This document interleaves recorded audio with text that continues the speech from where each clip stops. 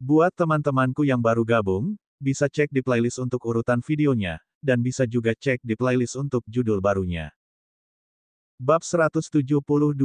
Dengan skill Bloodline mereka, saudara kembar itu bertarung dengan sangat menakutkan.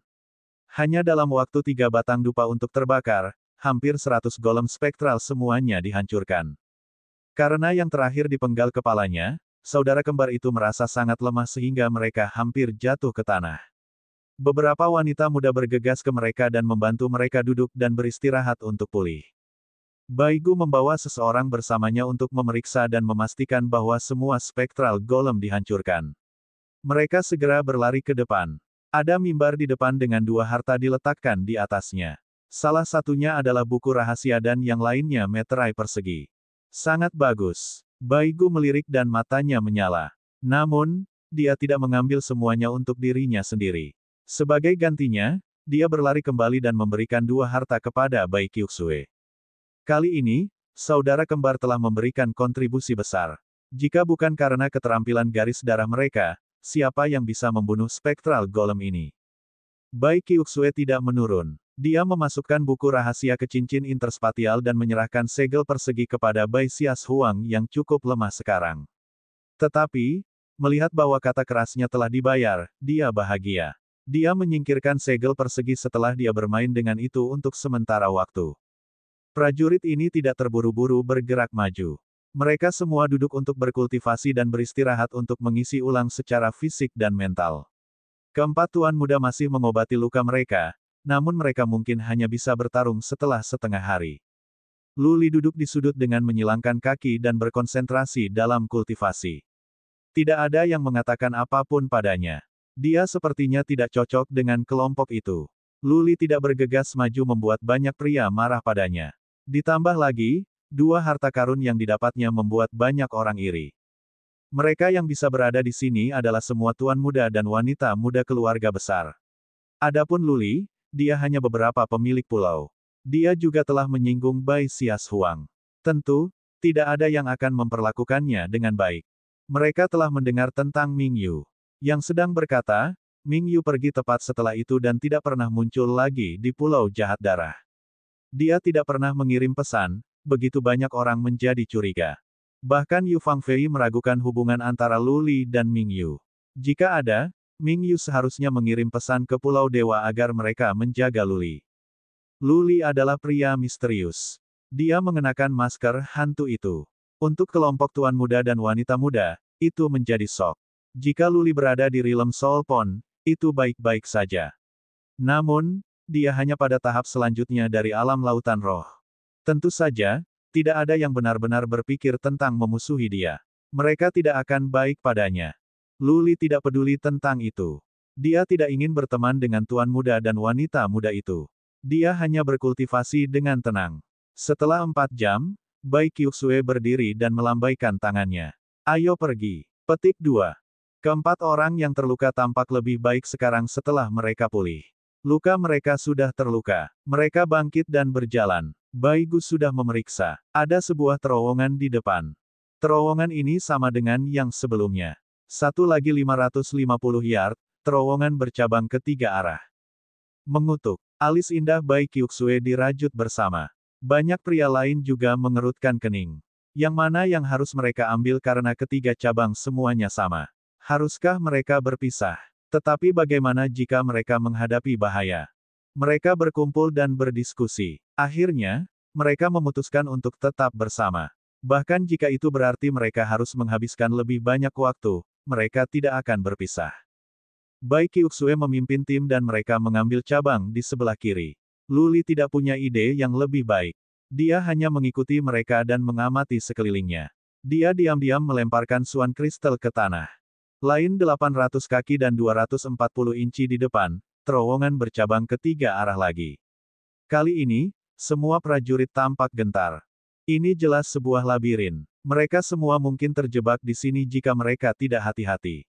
Setelah beberapa pemikiran, Bai Qiuxue memutuskan untuk bergerak maju dengan timnya. Kali ini, mereka telah memilih jalan di sebelah kanan. Namun, setelah 800 kaki dan 240 inci, jalan bercabang lagi. Banyak wanita muda yang panik. Mereka tidak membawa banyak makanan.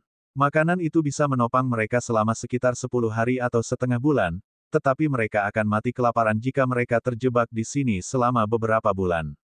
Untuk apa kamu panik? Bai Qiuxue memarahi mereka. Dia melambaikan tangannya dan berkata, apa yang akan panik lakukan untukmu? Saat kamu memasuki makam Raja Naga, kamu seharusnya sudah siap untuk mati di sini.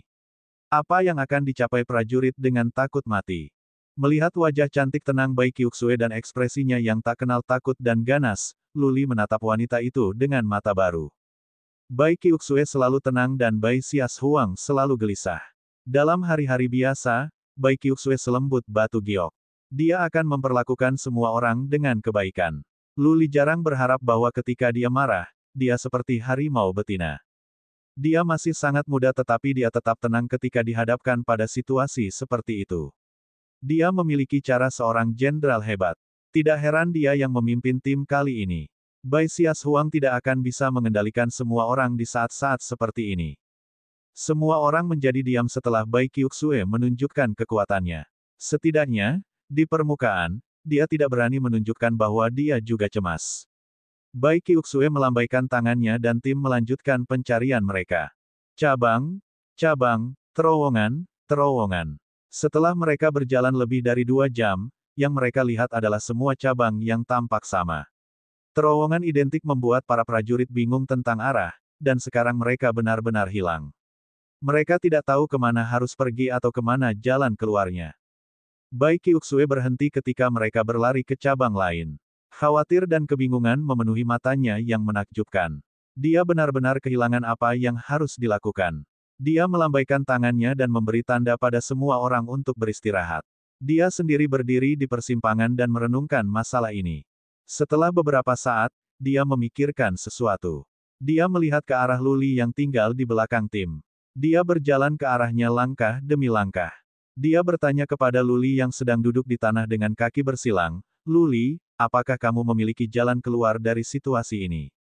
Lu Li mendongak. Dari sudut pandangnya, dia bisa melihat Bai Qiuxue yang sedikit terangkat. Dia menggelengkan kepalanya dan berkata, ini adalah labirin. Apakah kita bisa keluar bergantung pada keberuntungan kita? Seseorang di kejauhan menunjukkan penghinaan. Semua orang tahu ini adalah labirin. Siapa yang tidak mengerti bahwa pacaran akan tergantung pada keberuntungan mereka? Bai Qiuxue sedikit menghela nafas. Dia tidak kembali ke depan tim. Dia hanya duduk di samping Lu Li dengan menyilangkan kakinya. Cincin di tangannya menyala, dan dia mengambil beberapa makanan dan air yang sudah disiapkan. Dia meminta seseorang untuk membagikannya agar mereka bisa menambah kekuatan mereka.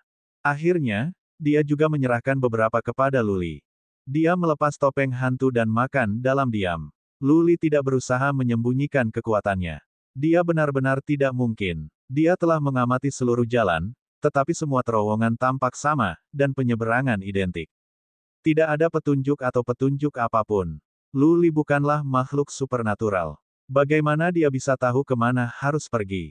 Dia telah meletakkan Swan Crystals di sepanjang jalan tetapi dia tidak melihat satupun dari mereka. Mencicit, mencicit. Little White sepertinya juga merasa lapar melihat Lu Li sedang makan. Itu menyelinap keluar dari lengan Lu Li dan menatapnya dengan mata ingin. Lu Li menepuk Little White dengan kesukaan. Dia mengambil beberapa Fire Jade Spars dari Interspatial Ring untuk diberikan kepada Little White. Bai Qiuxue terkejut melihat Fire Jade Spars yang keras dimakan oleh Little White. Itu menyelesaikan lebih dari selusin Fire Jade Spars hanya dalam waktu singkat. Dia bertanya, Lu Li, dari peringkat manakah Swan Beastmu itu? Sungguh luar biasa. Tingkat ketiga, Lu Li dengan santai mengarangnya. Mendengar Bai Qiuxue menggambarkannya sebagai indah, dia memikirkan sesuatu. Dia berkata kepada Little White, kita terjebak dalam labirin. Bisakah Anda membantu kami menemukan jalan keluar? Little White baru saja melahap potongan terakhir Fire Jade Spar.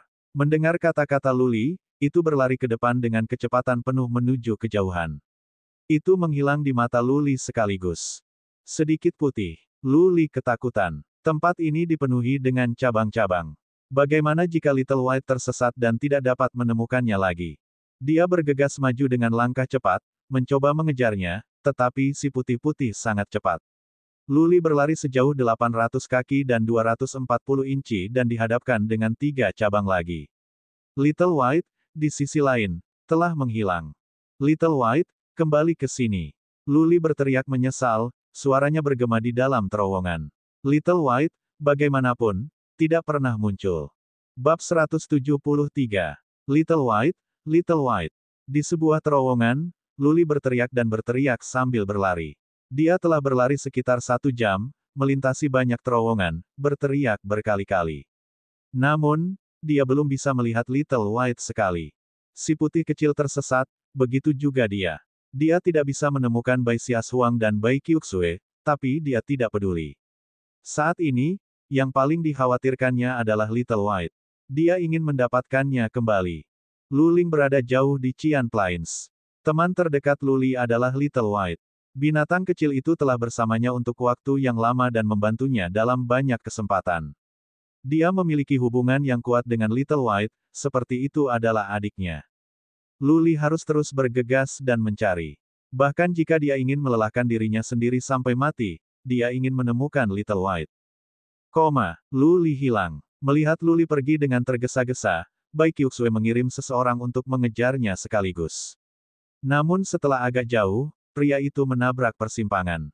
Dia tidak ingin berada jauh dari tim, jadi dia kembali untuk melaporkan. Bai Qiuxue sudah panik. Sekarang Luli sudah pergi. Tapi apa yang bisa dia lakukan? Dia hanya bisa menunggu di sini sampai Luli kembali. 6 jam, 10 jam, 20 jam. Banyak orang sedang tidur bersandar di dinding. Tetap saja, tidak ada tanda-tanda Luli. Bai Xiaohuang dan beberapa yang lainnya tidak mau menunggu lebih lama lagi. Mereka mendesak Bai Qiuxue untuk berangkat. Kalau tidak, mereka semua akan mati di sini karena kekurangan makanan. Bai Qiuxue harus menulis pesan untuk Luli di selembar kertas dan kemudian pergi. Kali ini, Bai Qiuxue memiliki seseorang untuk ditandai ketika mereka berjalan, dan jatuh di belakang beberapa benda kecil, mencoba untuk melihat apakah mereka dapat menemukan jalan keluar dari labirin. Hal yang membuat semua orang khawatir terjadi. Mereka sudah berjalan lebih dari 20 jam dan tidak ada yang tahu jalan bisa ditutup. Tidak hanya mereka tidak menemukan jalan keluar, mereka bahkan tidak menemukan satu yang mereka tandai. Hanya ada 2 kemungkinan. Entah labirin itu tidak terbatas, atau ada beberapa formasi penghambatan khusus di labirin yang akan menyerap semua hal yang mereka tinggalkan dengan paksa. Bagaimanapun, mereka semua merasa mereka dalam masalah besar. Mereka bisa tinggal di sini untuk dimakamkan dengan Raja Naga yang mati selamanya. Banyak remaja putri panik. Beberapa tuan muda tampak mengerikan. Bahkan Bai Xiaohuang tidak bisa menjaga ketenangannya. Satu-satunya yang dalam semacam ketenangan adalah Bai Qiuxue. Namun kekhawatiran di matanya tidak bisa disembunyikan. Beristirahat, berkultivasi, makan, tidur di dinding, dan bergegas untuk menemukan pintu keluar. Sulit bagi tuan muda dan remaja putri itu. Mereka mengisi perut mereka dengan jatah yang disiapkan dan tidur di dinding dengan cara yang tidak cantik. Mereka tidak pernah menderita seperti ini. Yang paling penting adalah, tidak ada tempat untuk mandi.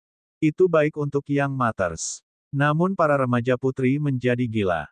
Mereka pikir mereka bisa meninggalkan tempat itu dalam 1 atau 2 hari tetapi mereka secara tak terduga terjebak selama 2 hari di labirin sendirian. Mereka masih tidak bisa melihat harapan untuk keluar. Banyak remaja putri terbangun menangis dalam tidur mereka. Mereka telah hidup dalam kemakmuran sejak mereka masih muda yang mereka sudah terbiasa. Mereka adalah yang istimewa dalam keluarga masing-masing. Mereka tidak pernah melewati masalah apapun apalagi penderitaan.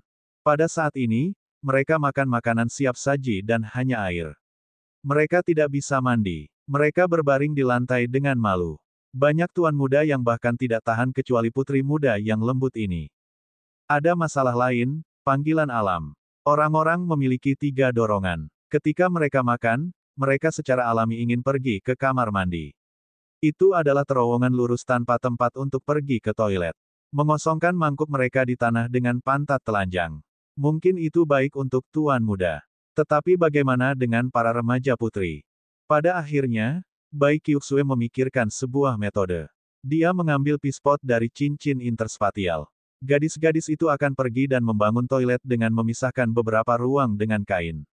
Setelah mereka menyelesaikan bisnis mereka, mereka akan meletakkan Peacepod kembali ke Interspatial Ring dengan wajah memerah. Kakak, apakah kita akan mati di sini? Bai Xias Huang duduk di sebelah Bai Qiuxue, tanpa kehidupan. Ketampanan dan watak seorang nona muda benar-benar hilang. Rambutnya berantakan dan dia tampak kumuh. Tidak, selama kita memiliki kegigihan, kita bisa keluar. Bai Qiuxue membelai rambut Bai Xias Huang. Dia tersenyum lembut, tapi sepertinya terpaksa. Mereka tidur sebentar dan berangkat lagi setelah beberapa jam istirahat. Itu sama seperti sebelumnya. Berjalan lebih dari selusin jam tidak menghasilkan jalan keluar. Mereka bahkan tidak menemukan jalan yang mereka ambil yang ditandai. Hari lain telah berlalu. Setelah Bai Qiuxue memerintahkan mereka untuk beristirahat, beberapa remaja putri tidak dapat menahan lagi. Mereka memeluk lutut mereka dan menangis dan menangis. Banyak tuan muda bersama-sama, masuk dengan putus asa. Mereka semua tampak kesakitan. Bai Qiuxue tidak bisa menghibur para wanita muda itu lagi. Dia sendiri baru berusia 16 atau 17 tahun. Sejak usia yang lebih muda, dia telah berada di sisi penjara orang tua surga. Dia tidak pernah menderita kesalahan atau kesulitan. Dalam hatinya, dia juga mengalami ketakutan dan ketakutan. Bang! Ding Heng menghancurkan pedang artefak Xuan di dinding seperti orang gila. Dinding menyala dalam cahaya putih. Peretasannya bahkan tidak bisa meninggalkan bekas apapun di dinding. Master muda lainnya memandang Ding Heng tetapi mereka tidak menghentikannya. Mereka semua akan menjadi gila jika terus seperti ini. Itu untuk membiarkan Ding Heng meledakkan beberapa stim seperti ini. Setelah dia memotong di dinding lebih dari selusin kali, Ding Heng jatuh ke tanah. Beberapa remaja putri termasuk Su Fangfei menangis lebih keras. Bahkan mata Bai Xias Huang memerah. Dia bersandar pada Bai Qiuxue, tubuhnya bergetar. Jangan takut, Suang Er. Bai Qiuxue bisa mengatakan rasa takut di hati Bai Xias Huang. Yang pertama mengulurkan tangannya dan memeluk yang kemudian, nenek moyang kita mengatakan kita akan sangat beruntung dalam hidup kita. Bagaimana kita akan mati di makam Raja Naga kecil ini? Dia mengatakan kita akan menikah dengan seorang prajurit di manusia Sovereign Realm. Kami tidak akan mati di sini. Petik 2. Untuk sesaat, mata Bai Xias Huang berbinar. Lalu dia berkata dengan senyum pahit, "Laki. Human Sovereign, jika seseorang bisa membawa kita keluar, aku akan menikah dengannya bahkan jika dia hanya di Real Xuan Wu apalagi Human Sovereign." Haha, Bai Qiuxue tertawa lembut dan menggelengkan kepalanya. Saat dia siap untuk mengucapkan kata-kata menghibur kepada Bai Xias Huang, terdengar suara serak yang dalam dari kejauhan, "Jika seseorang dapat membawa kita keluar, kamu akan menikah dengannya bahkan jika dia hanya di alam Xuan Wu.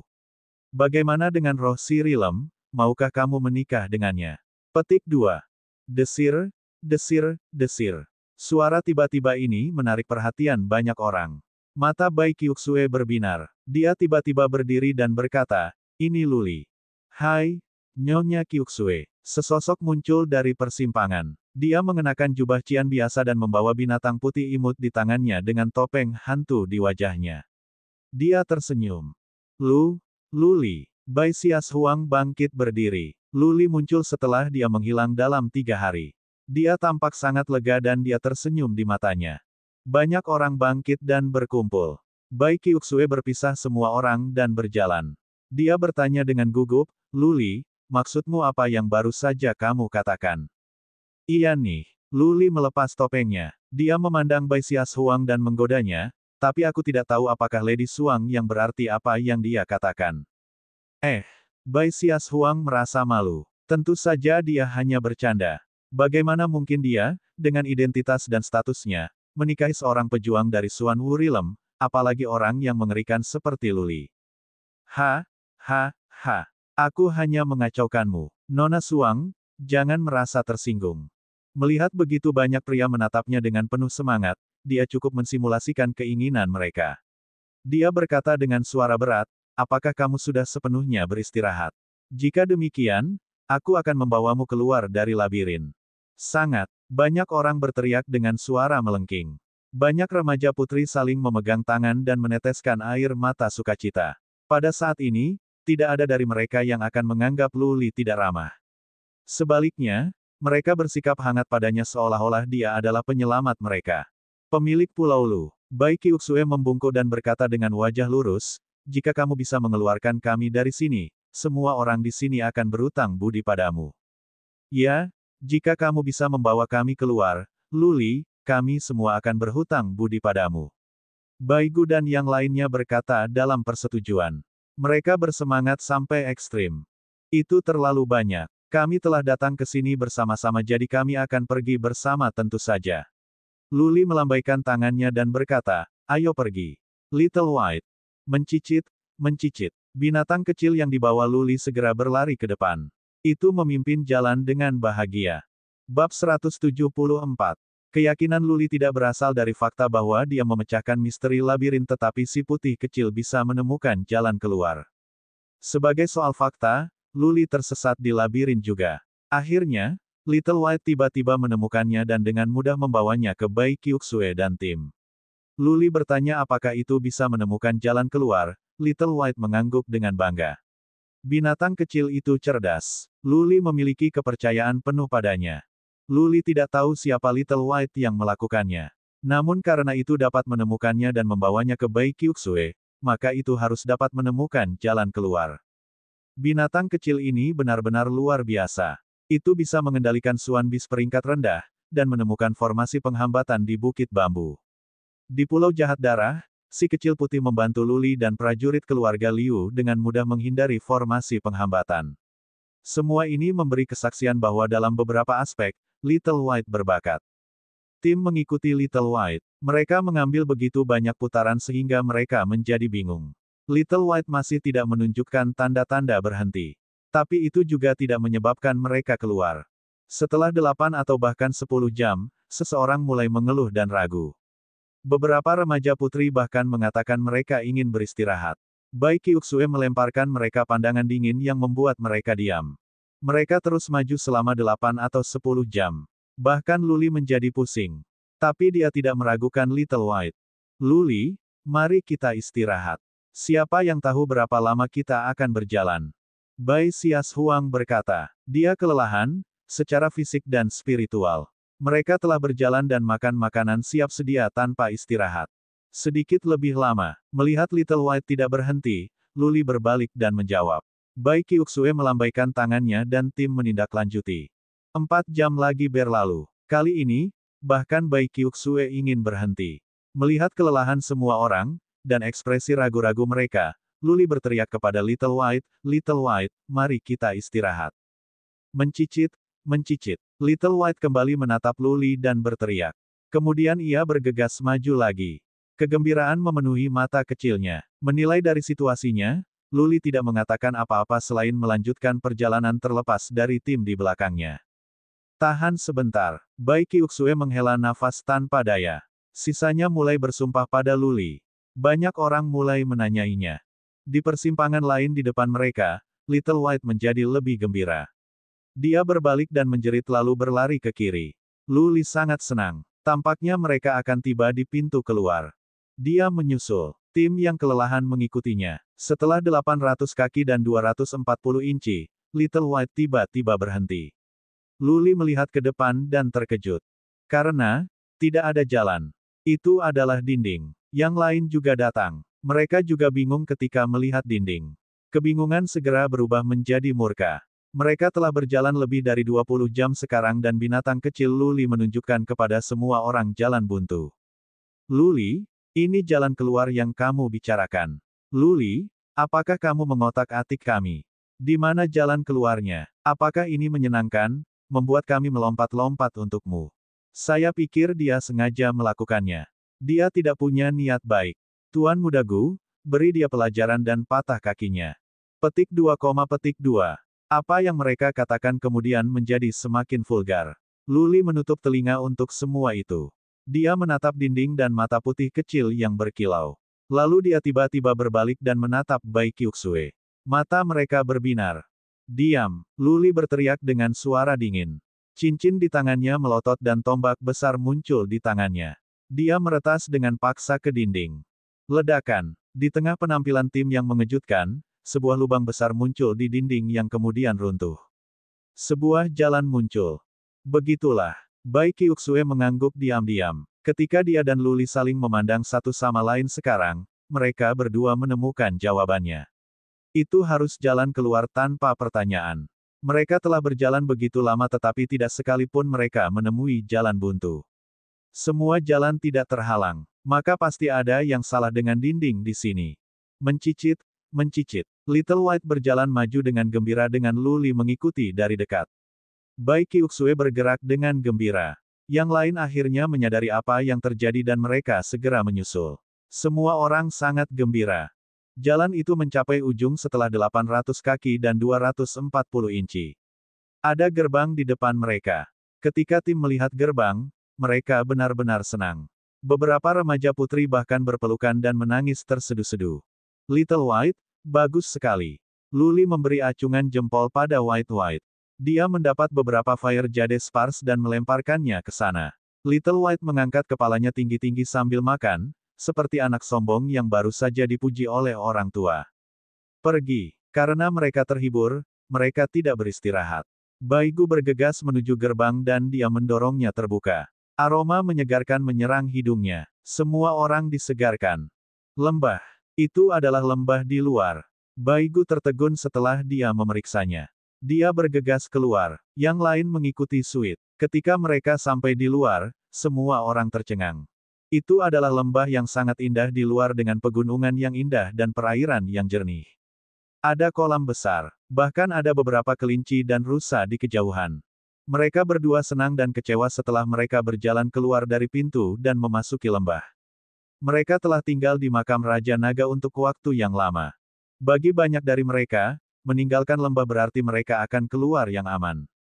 Tapi mereka hanya memiliki sedikit harta di makam Raja Naga, hanya 5 dan mereka dibagi antara Luli, Bai Qiuxue dan Bai Xias Huang. Sisanya datang ke sini dengan sia-sia dan sangat menderita. Desir, Bai Gu bergegas ke kejauhan, mencoba menjelajahi sekitarnya. Bai Qiuxue meminta yang lain untuk beristirahat di tempat, menunggu laporan. Tidak setelah itu, Bai Gu kembali. Dia berkata dengan suara yang dalam, lembah itu besar. Disegel dan aman. Ada banyak pintu di sini. Kita belum berada di luar. Ini harus menjadi tempat Dragon King Set bagi kita untuk beristirahat. Tempat untuk beristirahat. Mereka diraih dengan suka dan duka. Akhirnya, mereka bisa beristirahat dan melanjutkan perburuan harta karun di makam Raja Naga. Tetapi labirin saja hampir menjebak mereka sampai mati. Apa yang terjadi selanjutnya harus lebih sulit. Beristirahat. Bai Qiuxue melambaikan tangannya dan berkata, Bai Rong, pergi dan berburu beberapa binatang. Bangun api dan bakar daging. Nyonya, mari kita pergi ke kolam. Para remaja putri sadar setelah beberapa saat kebingungan. Mereka semua bersorak dan berlari ke kolam. Kolam itu berarti mereka bisa mandi yang sudah lama tidak mereka nikmati. Mereka berbau. Ayo pergi dan berburu beberapa binatang buas. Tuan Muda Rong memanggil seseorang untuk pergi bersamanya. Orang-orang lain sedang mencari rumput dan kayu, bersiap untuk membuat api dan membakar daging. Mereka kekurangan makanan yang dimasak selama berhari-hari. Semua orang ingin menikmati makanan panas, mandi, dan tidur nyenyak. Di kolam, Bai Qiuxue meminta seseorang untuk melindungi daerah dengan kain sehingga mereka bisa memiliki kolam pemandian sederhana. Mereka akan bergantian untuk mandi sementara beberapa menjaga di luar. Hi. Ha. Segera, beberapa wanita melompat ke air. Tawa mereka berdering di kolam seperti lonceng. Itu dan suara gemercik air membuat pria tuan muda bekerja. Mereka berharap bisa masuk ke air dan menikmati pemandangan indah itu. Luli duduk di bawah pohon, beristirahat. Bai Gu berjalan mendekat. Dengan kepalan tangannya di depan dadanya, dia berkata, Pemilik Pulau Lu, aku tidak suka omong kosong retoris. Aku berutang budi padamu seumur hidupku. Tuan muda lain di dekatnya melihat ini. Mereka saling memandang dan berjalan. Sambil memberi hormat kepada Luli dengan tangan ditangkupkan, mereka berkata, terima kasih, pemilik Pulau Lu. Kami akan memberi Anda hadiah besar di masa depan. Sama-sama, Luli melambaikan tangannya dan menjawab sambil tersenyum, kalian semua sangat lelah. Istirahat dulu. Beberapa master muda ini tidak mau berterima kasih padanya. Mereka segera pergi setelah beberapa kata sopan. Bai Gu tidak pergi. Dia duduk di sebelah Luli dan berbisik kepadanya, pemilik Pulau Lu, tolong jangan pedulikan. Tuan muda keluarga besar semuanya sombong. Mereka benar-benar sangat menghargai bantuanmu. Mereka hanya tidak bisa melakukannya karena takut kehilangan martabat. Petik 2. Tidak masalah. Luli mengangkat bahu dan berkata, aku tidak peduli bagaimana mereka melihatku, bagaimana mereka memikirkan aku atau memperlakukan aku. Hidup ini sulit seperti itu. Jika aku harus memikirkan diriku sendiri tentang penampilan dan ide orang lain setiap kali saya melakukan sesuatu, hidup akan lebih sulit. Memiliki hati nurani yang jelas adalah hal yang paling penting sebagai seorang pria. Sisanya, tidak masalah. Petik 2. Dengan mengatakan itu, Luli menutup matanya dan bersandar di pohon untuk beristirahat. Bai Gui melirik Luli yang berbicara banyak. Ekspresi yang ditunjukkan di matanya berubah lagi. Sebelumnya, dia hanya berterima kasih kepada Luli. Sekarang, dia mengaguminya. Bab 175. Para remaja putri bermain di air selama 2 jam. Banyak tuan muda merasa gatal di hati mereka, sangat terpikat. Tuan muda Rong dan beberapa orang membangun api dan mencoba memanggang daging. Mereka bermain-main dengan terburu-buru selama 1 jam. Tetap saja, tidak ada yang keluar. Rusa itu setengah matang dan setengah mentah. Kulit dibakar dan dagingnya mentah. Mereka tidak bisa memakannya. Mereka adalah tuan muda yang telah menikmati kehidupan yang nyaman. Bisakah mereka memasak? Setelah Bai Xias Huang, Bai Qiuxue dan para remaja putri lainnya kembali, mereka mengharapkan makan malam yang lezat. Mereka semua memutar mata ketika melihat tuan muda Rong dan yang lainnya hancur dan tertutup abu dan rusa yang terbakar. Bai Qiuxue memandang Luli, hanya untuk menemukan bahwa dia tertidur.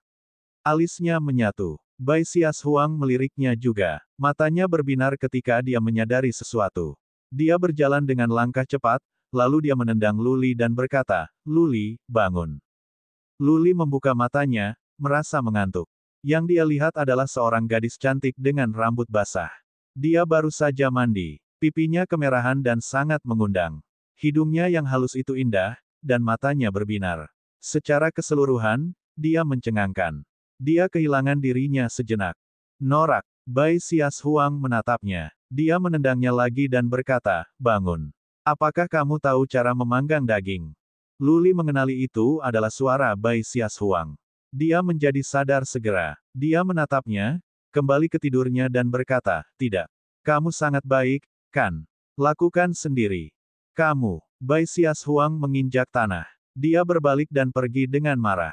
Dia mengepalkan giginya, meraih kelinci dan ingin memanggangnya. Namun, dia tidak tahu harus mulai dari mana. Bulu itu tidak dilepas. Dia memikirkannya dan langsung melemparkan kelinci ke dalam api. Haha. Petik 2. Bai Qiuxue menghampiri Luli. Dia membungkuk kepadanya dan berkata, pemilik Pulau Lu, Suang Er tidak berperilaku baik. Jangan pedulikan dia. Yah, semua orang telah makan makanan siap selama beberapa hari. Perut kami sedang dalam kerusuhan. Anda berpikiran luas, pemilik Pulau Lu. Tolong bantu kami. Petik 2. Luli bisa memanggang. Bai Qiuxue yakin akan hal itu. Dia pernah membaca informasi tentang Luli. Dia tahu dia bisa pergi ke pegunungan ketika dia masih muda, jadi kemampuannya saat tinggal di alam liar harus kuat. Luli telah pulih sejak tidur siang. Sikap baik Bai Qiuxue membuatnya sulit untuk marah kepada seseorang yang tersenyum. Dia berdiri dan berkata, kalau begitu kamu akan membantuku, Nona Qiuxue. Bai Qiuxue tertegun sebentar, lalu dia mengangguk sambil tersenyum dan pergi dengan Luli. Dia berjalan, melambaikan tangannya dan berkata, tinggalkan area ini. Itu akan cukup dengan bantuan Lady Qiuxue. Yang lain saling memandang tanpa berkata-kata. Luli ingin Bai Qiuxue membantunya. Banyak tuan muda terbakar dengan iri melihat Bai Qiuxue berdiri di samping dengan cara yang sopan. Kebetulan mereka tidak bisa melakukan hal memanggang, jadi mereka harus melangkah ke samping. Luli membawa seekor rusa langsung ke kolam. Bai Qiuxue mengikutinya. Setelah dia sampai di bank, Luli mengulurkan tangannya dan berkata, beri aku pisau atau belati. Cincin Bai Qiuxue menyala saat dia mengeluarkan belati. Luli mengambilnya dan mencoba ketajamannya. Lalu dia memotongnya menjadi kulit rusa. Setelah beberapa tindakan memotong di sana-sini dan menarik yang lain tidak bisa melihat dengan jelas, dia menguliti rusa dengan mudah. Luli kemudian memusnahkan rusa. Setelah itu, dia memasukkan kayu tajam ke rusa dan kembali dengan Bai Qiuxue. Luli membangun 2 rak untuk menahan rusa. Dia meminta Bai Qiuxue untuk membantu memutar rusa, memanggangnya dengan api lembut. Luli mengeluarkan beberapa botol dan saker dari cincin interspatialnya. Anehnya, dia punya minyak, garam, dan jintan. Bai Xias Huang berjalan dengan rasa ingin tahu, dan begitu pula para remaja putri lainnya. Luli mengabaikan mereka. Sesekali, dia akan meminta Bai Qiuxue untuk menambahkan kayu, menurunkan rak, atau menaikkannya. Dia sendiri mengoleskan minyak wijen, garam, dan segala macam bubuk aneh. Baunya enak sekali. Setelah hampir 1 jam, aroma yang menarik keluar dari rusa. Daging rusa berwarna emas, dan minyak keluar. Bai Xias Huang dan yang lainnya meneteskan air liur. Bamkin, hanya memanggang. Lihat betapa puasnya dia. Benar, dia hanya tahu beberapa hal yang dilakukan oleh pelayan dan dia begitu sombong. Siapa yang mengira dia? Omong kosong. Beraninya dia meminta Lady Qiuxue menjadi bantuannya. Petik 2, petik 2. Beberapa tuan muda tinggal dalam kelompok, bergumam. Mata mereka dipenuhi dengan rasa iri dan kebencian. Luli dikelilingi oleh sekelompok wanita muda, dan dia akan meminta Bai Qiuxue melakukan ini atau itu sesekali. Ini mengecewakan tuan muda. Sayang sekali mereka tidak memiliki apa yang diperlukan untuk memanggang. Mereka terlalu malu untuk bergerak lebih dekat. Satu-satunya hal yang harus mereka lakukan adalah tetap jauh, tidak dapat membantu dan bersumpah secara rahasia. Oke, ayo makan. Setelah waktu untuk membakar dupa, Luli memotong sepotong daging rusa, meletakkannya pada tongkat dan menyerahkannya kepada Bai Qiuxue. Dia berkata padanya sambil tersenyum, cicipi daging rusa yang kau bakar sendiri. Mata Bai Qiuxue berbinar. Ada senyum lebar di wajahnya. Dia mengambilnya dan mengambil sedikit. Dia merasa seperti telah makan makanan paling enak di dunia. Dia menutup matanya dan menikmati rasanya, benar-benar mabuk. Luli, aku mau beberapa. Melihat itu, Bai Xias Huang berteriak. Dia sudah lama menonton, dan dia ngiler. Luli meliriknya dengan santai. Matanya yang ingin tahu persis seperti Little White ketika melihat makanan. Luli tersenyum dan memotongnya. Bai Xias Huang menggigit setengahnya. Dia memuji dan tersenyum dari telinga ke telinga seperti anak kecil. Para remaja putri lainnya yang dekat juga menginginkan beberapa, tetapi mereka semua dilindungi. Luli memaksakan senyum dan memotong setiap orang. Kemudian dia sendiri mulai makan juga. Dia tidak memanggil tuan muda di kejauhan untuk datang sekalipun. Tuan muda tercengang. Mereka bisa mencium aroma yang dalam dari sana. Mereka bisa melihat seberapa banyak Bai Qiuxue dan para remaja putri lainnya menikmati daging rusa. Meski begitu, daging rusa dimasak oleh Luli. Mereka merasa malu untuk meminta beberapa dari mereka sendiri tanpa Luli mengundang mereka.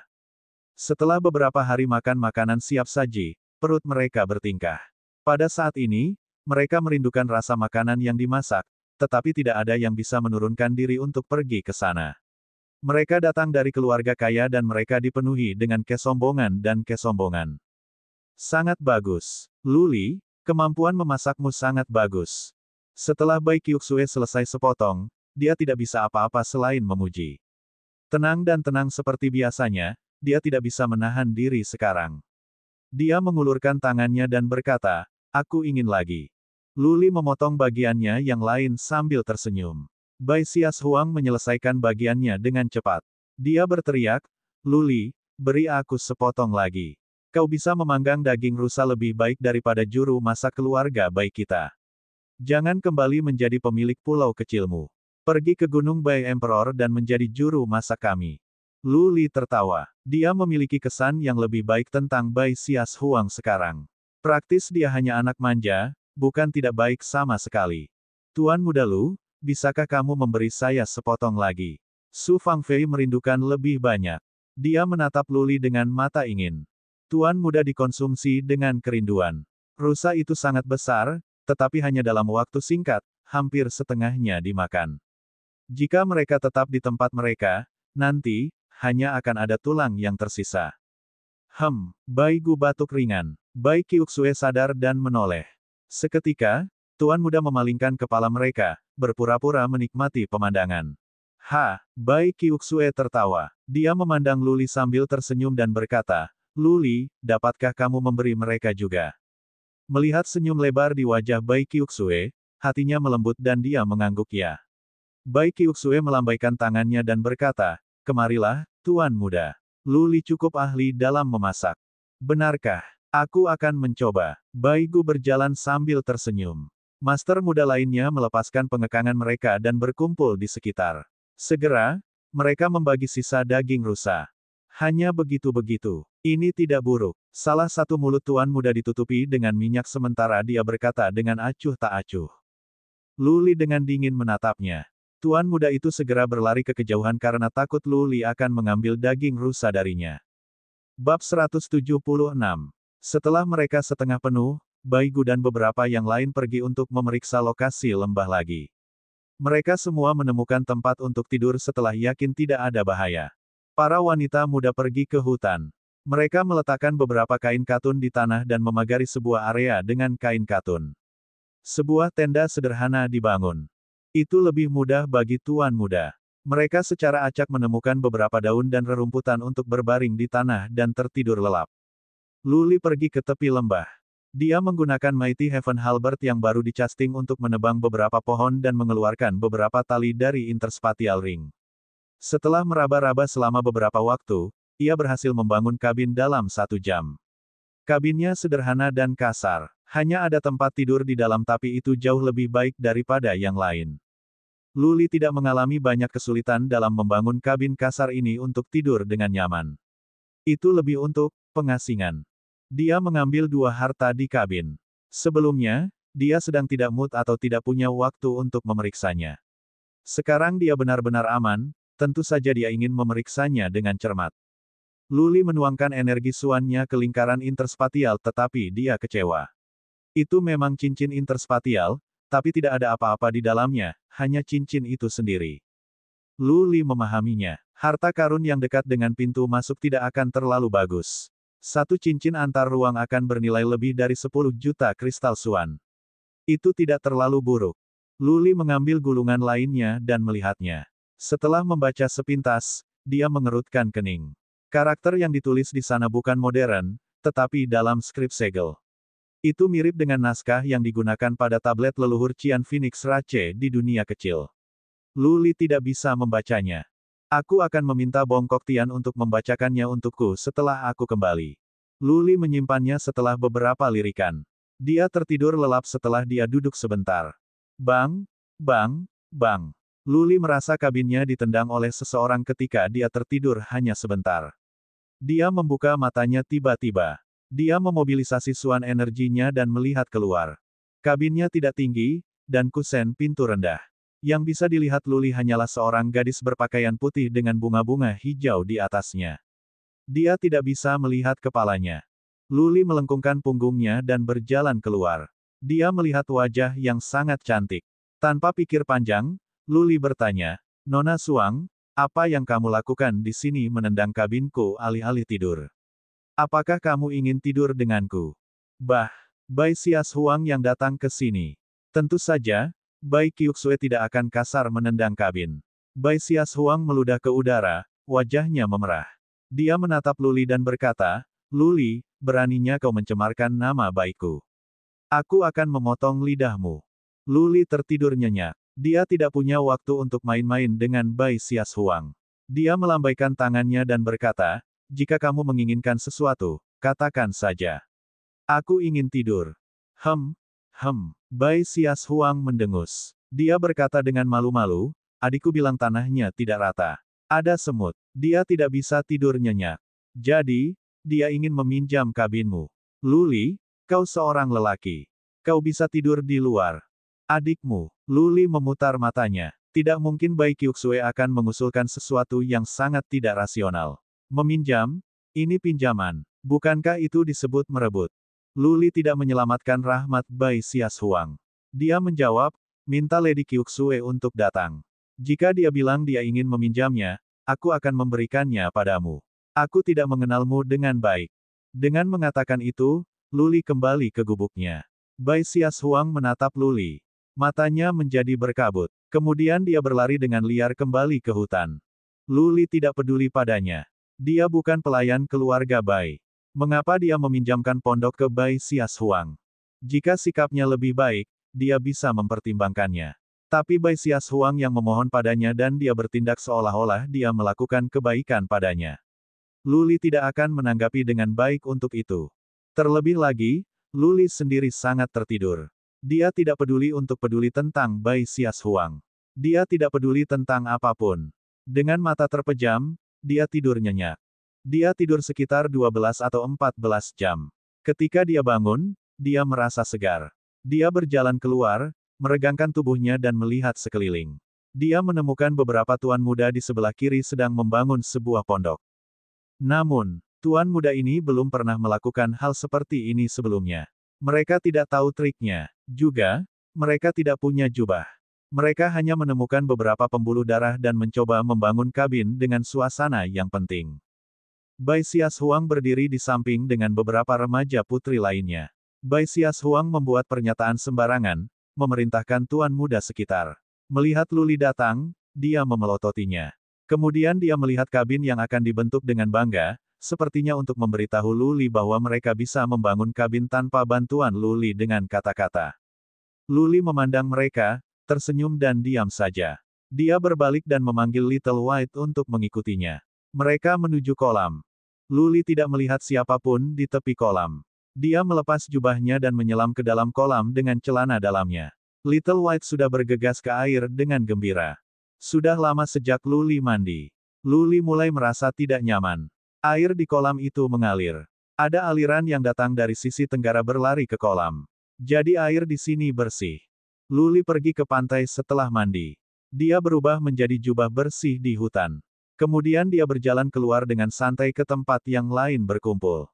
Bai Qiuxue ada di sana, Bai Gu juga. Setelah mereka melihat Lu Li datang, Bai Qiuxue tersenyum dan mengangguk padanya halo. Bai Gu dan beberapa orang lainnya juga menyambutnya. Lu Li berjalan ke sana dan bertanya, Nyonya Qiuxue, kapan kita akan pergi? Berbicara tentang itu, Bai Qiuxue mengerutkan kening. Bai Gu juga menghela nafas. Salah satu prajurit menjelaskan, saya khawatir kita akan tinggal di sini untuk sementara waktu. Tidak ada di antara kita yang dapat menghancurkan formasi penghambatan di pintu. Kita juga tidak dapat menemukan pintu keluar atau roda gigi rahasia lainnya. Pintu tidak bisa dibuka. Tidak ada pintu keluar atau roda gigi rahasia. Lu Li melihat sekeliling. Melihat tebing curam, dia bertanya, tidak bisakah kamu memasukkan artefak Xuan ke tebing dan naik untuk melihatnya? Bai Qiuxue menggelengkan kepalanya dan berkata, formasi penghambatan di tebing tidak dapat dipecah. Jangan terlalu banyak berkeringat, Lu Li. Ada banyak hewan di sini dan banyak ikan di kolam, cukup bagi kita untuk makan untuk tahun. Pasti ada jalan keluar dari lembah. Kita hanya perlu menemukannya perlahan-lahan. Petik 2. Lu Li mengangguk. Tidak mungkin bahwa Kaisar Long akan menjebak mereka di tempat buntu. Selama mereka tidak mati kelaparan, mereka akan menemukan jalan keluar karena ada begitu banyak dari mereka di sini. Berderit, berderit. Sementara mereka mengobrol, sebuah pintu di sisi tenggara tiba-tiba didorong terbuka. Satu demi satu tembakan keluar dari pintu. Lu Li dan timnya ada di penjaga mereka untuk segala kemungkinan bahaya. Bai Gu menatap mereka dan berkata dengan lega, ini Zilian, tim kerajaan bela diri surga. Heaven Martial Kingdom. Cincin di tangan Lu Li menyala. Dia memakai topeng hantunya sekaligus. Kemudian dia berkata dengan suara rendah, Guys, aku punya musuh di Heaven Martial Kingdom. Tolong jangan panggil aku Lu Li mulai sekarang, hanya pemilik pulau Lu yang akan melakukannya. Bai Qiuxue melihat ke kejauhan dan berkata dengan santai, Lu Li, apa yang kamu takutkan dengan kita semua di sini? Bahkan jika mereka sampai membuat masalah, mereka harus bertanya kepada kita terlebih dahulu. Bai Gu mengangguk dan berkata, Heaven Martial Kingdom hanya memiliki lebih dari 10 prajurit dari Soul Pond Realm. Jika mereka bertindak gegabah, maka kita akan bertarung dengan mereka. Lu Li menangkupkan tinjunya dan mengucapkan terima kasih kepada Bai Qiuxue dan Bai Gu. Tapi dia masih tidak melepas topeng hantunya. Keamanan lebih dulu. Untuk tetap rendah selalu lebih baik. Setelah orang-orang itu bergegas keluar, gerbang itu ditutup. Zilian melihat tim dari Danau Pulau Seribu. Alih-alih terkejut, dia malah senang. Lebih dari 20 orang di timnya bergegas. Saudara, Bai Xias Huang dan yang lainnya segera bergerak lebih dekat ke Bai Qiuxue, untuk menghindari kemungkinan konflik. Bai Qiuxue berdiri diam. Ekspresinya tenang seperti air yang tenang. Zilian segera memimpin timnya. Luli dan yang lainnya menatap mereka dan mereka tersenyum bersama. Sepertinya Zilian dan timnya telah melalui beberapa hal sulit di labirin. Mereka semua tampak kelelahan, sakit-sakitan dan kurus. Pakaian dan rambut mereka berantakan. Banyak yang menguap. Zilian lebih baik dibandingkan dengan yang lain. Dia memaksa dirinya untuk gembira. Dia membungkuk kepada Bai Qiuxue dan Bai Xias Huang dan berkata, "Salam, Saudari Qiuxue, Saudari Xias Huang." "Salam, Tuan Muda." Bai Qiuxue mengangguk dan memberi hormat kembali. "Hai, adik perempuan Lian Er. Jadi sepertinya kamu banyak menderita. Tapi kamu cukup beruntung untuk keluar dari labirin. Kakak, suruh anak buahmu beristirahat dulu terlebih dahulu." Petik 2. Zilian pergi dengan timnya ke sisi lain kolam. Setelah mereka pergi, Bai Gu tersenyum mengejek dan berbisik kepada Luli, hanya 2 dari mereka yang berada di tahap tengah dari Soul Pond Realm. Satu adalah Zilian dan yang lainnya Yu Lingsu. Mereka hanya memiliki 12 di tahap awal dari Soul Pond Realm. Jika ada pertarungan, mereka tidak akan cocok. Petik 2. Yu Lingsu. Luli memicingkan matanya. Dia berkata dengan suara rendah, keluarga Yu benar-benar mengirim seseorang ke sini. Bab 177. Lembah itu besar, dengan radius lebih dari 2 mil, dikelilingi oleh tebing yang sehalus cermin. Langit selalu cerah. Jelas, ada semacam formasi penghambatan. Ada banyak binatang di sini juga. Kolam itu besar dengan berbagai ikan di dalamnya. Jika hanya ada Luli dan timnya di sini, mereka akan diberi makan selama setengah tahun. Tetapi dengan Zilian dan timnya di sini, makanan harus dibagi di antara mereka. Jika 2 tim lainnya datang juga, persediaan makanan akan lebih sedikit. Jadi Bai Qiuxue memberikan perintahnya. Dia meminta Bai Gu membawa sebagian besar anak buah mereka untuk menemukan persneling rahasia dan keluar di lembah. Bai Qiuxue meminta beberapa remaja putri membantu Luli menyiapkan daging panggang. Mereka akan menyimpan daging panggang untuk jaga-jaga. Interspatial Ring dapat menyimpan makanan. Daging panggang tidak akan membusuk di sana selama sebulan. Meskipun rasanya tidak enak, tapi itu mengalahkan kelaparan. Luli menangkap 8 rusa dan membangun 8 tumpukan api. Dia ingin memanggang mereka pada saat bersamaan. Bai Qiuxue membantu dengan beberapa remaja putri. Bai Xias Huang masih berjuang dengan gubuknya. Ledakan. Terdengar suara jatuh lagi. Luli tertawa terbahak-bahak setelah mencuri pandang. Ini adalah ketiga kalinya Bai Xias Huang membuat kabin ambruk tetapi dia terus berjalan. Membangun pondok tidak sesederhana seperti mengikat beberapa tali pada beberapa hutan. Itu membutuhkan keterampilan tertentu. Jika keseimbangan yang paling mendasar tidak dapat dicapai, itu akan jatuh dengan satu sentuhan sederhana. Juga, tidak ada alur pada lock. Lock tidak terintegrasi bersama. Tentu saja itu akan jatuh. Xiuling, pergi dan minta Suang Er datang ke sini untuk meminta maaf kepada pemilik Pulau Lu. Dia bisa menghabiskan waktu berbulan-bulan dan masih tidak akan membangun kabin tanpa pemilik Pulau Lu. Bai Qiuxue meminta nona muda untuk mendapatkan Bai Xias Huang. Kemudian dia berbalik dan berkata kepada Luli dengan senyum lembut di wajahnya, "Pemilik Pulau Lu, saudara perempuanku tidak berperilaku baik. Tolong jangan tersinggung." Sekarang Bai Qiuxue telah berbicara, Luli tidak bisa menunggu dan melihat mereka bermain-main lagi. Dia mengangguk dan berkata, "Aku akan membantumu membangun pondok pengganti." Benar-benar tidak nyaman tidur di tanah. Su Fangfei dan yang lainnya menjadi bersemangat. Mereka semua memohon Luli untuk membantu mereka juga. Itu memalukan mereka untuk tidur di tanah terbuka di belantara sebagai wanita muda. Juga, ada semut dan serangga di tanah yang membuat tidur tidak nyaman. Baiklah, baiklah. Luli menemukan hal itu lucu dan menyebalkan. Dia mengangguk kepada mereka semua. Kemudian dia terus menguliti dan mengeluarkan isi perut rusa. Setelah 8 rusa siap, Luli kembali dan mulai memanggang. 8 rak dibangun di atas 8 tumpukan api. Rusa dipanggang. Beberapa remaja putri semuanya merasa bersemangat dan menikmati diri mereka sendiri. Bai Xias Huang datang. Dia tidak meminta maaf kepada Luli. Dia bahkan tidak menatapnya, hanya cemberut dan marah. Mereka kembar tetapi mereka sangat berbeda. Luli menggelengkan kepalanya diam-diam. Dia berjalan di antara 8 tumpukan api dan meminyaki rusa, mengoleskan garam dan rempah-rempah. Dia telah membawa barang-barang ini sejak lama. Dia akan pergi ke gunung sejak dia masih kecil. Dia tidak akan memperlakukan dirinya dengan buruk. Luli belajar cara memanggang karena dia baru berusia 11 atau 12 tahun. Dia dengan santai meminta Liu Yi untuk mengambil minyak wijen, garam dan rempah-rempah lainnya untuknya. Dia tidak berharap bahwa dia benar-benar akan menggunakannya.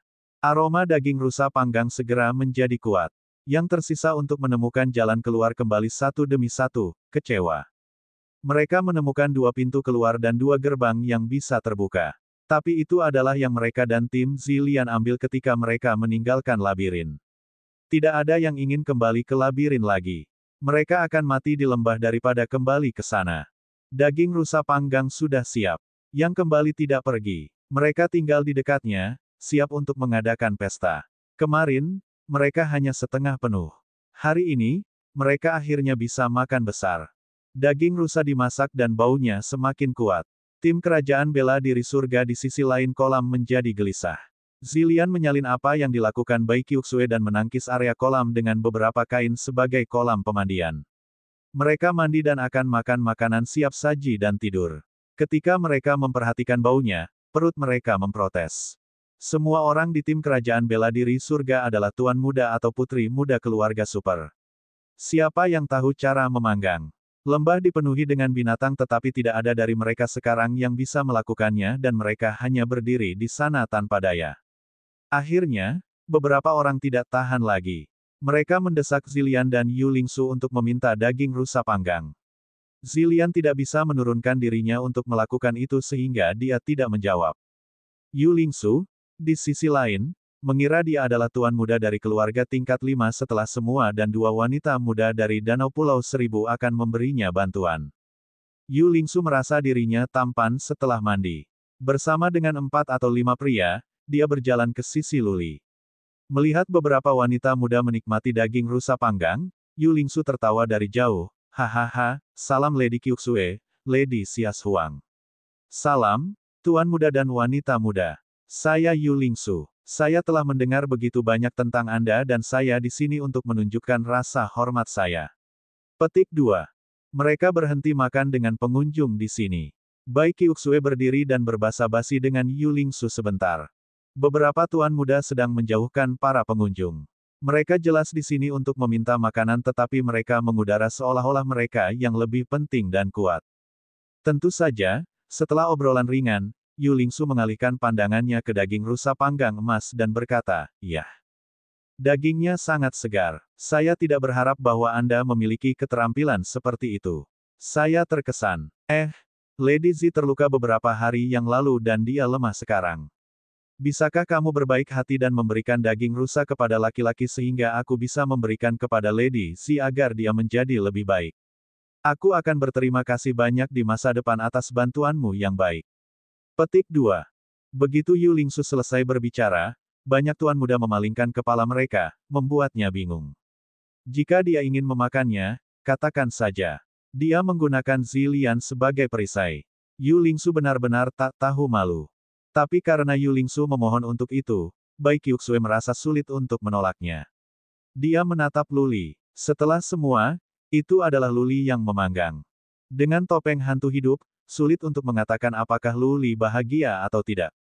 Namun, saat Yu Lingsu datang, Luli benar-benar merasakan keengganan yang kuat pada Yu Lingyu. Ketika dia mendengar kata-kata Yu Lingsu, Luli menjadi lebih jijik. Sekarang Yu Lingsu menggunakan Lady Zi sebagai perisai, ada rasa dingin di mata Luli. Luli memikirkannya. Tiba-tiba, dia memotong sepotong besar daging rusa, menaruhnya di atas tongkat dan menyerahkannya kepada Ding Yang. Luli berkata kepadanya, "Tuan muda Ding, karena Nona Zi sedang dalam cuaca, kita tidak bisa duduk diam melakukan apa-apa. Dengan cepat, kirimkan ke Nona Zi dan katakan padanya untuk menjadi lebih baik." Tuan muda Danau Seribu Pulau senang. Ding yang tersenyum lebar. Dia pergi ke sisi lain kolam sekaligus lebih dari bahagia. Yu Lingsu dan orang-orang yang bersamanya tercengang. Ding yang membawa daging rusa langsung ke Zilian, dan hanya 1 potong. Lalu bagaimana mereka makan? Tapi Yu Lingsu baru saja mengatakan secara pribadi bahwa Zilian sedang tidak enak badan, jadi dia tidak punya apa-apa untuk dikatakan dan dia pergi setelah dia mengucapkan terima kasih. Dasar brengsek. Bai Xias Huang pada dasarnya jujur. Dia tidak bisa menyembunyikan perasaannya. Begitu Yu Lingsu pergi, dia mengutuknya. Kemudian dia tersenyum pada Luli dengan ibu jarinya ke atas dan berkata, "Luli, kau punya nyali. Kau pria sejati." Oh, gadis ini. Luli memutar matanya. Dia marah padanya sekarang. Dia bahkan tidak akan menatapnya. Sekarang tiba-tiba, dia memujinya. Dia benar-benar tahu apa yang harus dibenci dan apa yang harus dicintai. Dia benar-benar akan berbicara apapun yang ada dalam pikirannya. Luli tidak mengatakan apa-apa.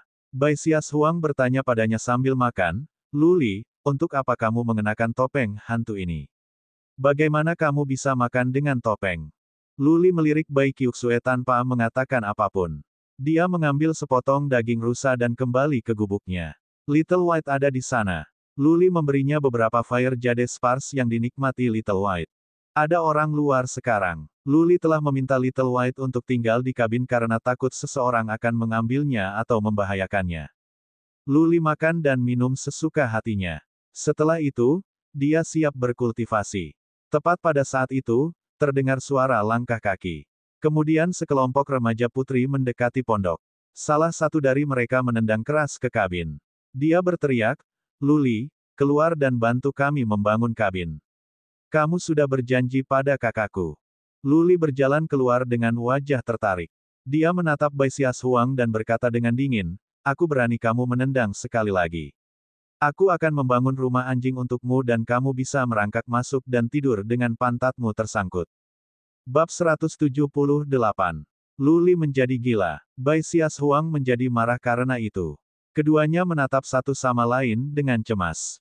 Luli selalu menjadi orang yang bisa dibujuk dengan alasan tetapi tidak takut dengan kekerasan. Jika Bai Xias Huang ingin memaksanya hari ini, dia tidak akan membangunkannya kabin itu. Para remaja putri lainnya di sini dengan gembira. Mereka menjadi gila melihat itu terjadi. Mereka sudah mengalami emosi Luli. Jika terus seperti ini, mereka harus tidur di tanah lagi. Luli mengenakan topeng hantu itu. Matanya dingin yang memberinya tatapan ganas. Setelah Bai Xias Huang menatapnya sebentar, matanya menjadi berkabut. Dia menundukkan kepalanya dan berkata dengan suara tercekat, "Itu hanya tendangan. Mengapa kamu begitu jahat? Kamu adalah laki-laki. Yang kamu tahu hanyalah menggertak gadis."